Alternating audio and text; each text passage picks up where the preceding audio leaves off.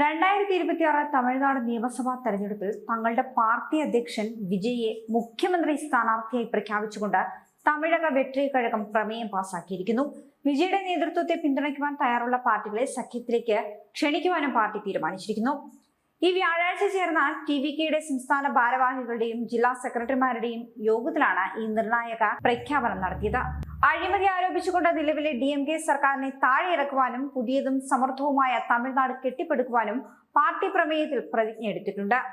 Party നേതാവ് കൂടിയായ നടൻ വിജയെ മുഖ്യമന്ത്രി സ്ഥാനാർത്ഥിയായി അംഗീകരിക്കുകയും അദ്ദേഹത്തിന്റെ നേതൃത്വത്തെ പിന്തുണയ്ക്കുവാൻ തയ്യാറുള്ള എല്ലാവരെയും സഖ്യത്തിലേക്ക് സ്വാഗതം ചെയ്യുകയും ചെയ്യും. അതേസമയം സഖ്യം രൂപീകരിക്കുന്നത് സംബന്ധിച്ച എല്ലാ അന്തിമ തീരുമാനങ്ങളും എടുക്കുന്നതിനുള്ള പൂർണ്ണ അധികാരം വിജയ്ക്ക് നൽകിയിട്ടുണ്ട്. തെരഞ്ഞെടുപ്പ് ചർച്ചകൾക്ക് വേണ്ടി ഒരു പ്രത്യേക സമിതിയും തെരഞ്ഞെടുപ്പ് വാഗ്ദാനങ്ങൾ രൂപപ്പെടുന്നതിനു വേണ്ടി മറ്റൊരു പ്രത്യേക സമിതിയും രൂപീകരിക്കുവാൻ പ്രമേയത്തിൽ തീരുമാനിച്ചിട്ടുണ്ട്. ഈ സമിതികളുടെ ചുമതലകളും ഉത്തരവാദിത്തങ്ങളുമെല്ലാം വിജയാണ് നിർണ്ണയിക്കുന്നത്.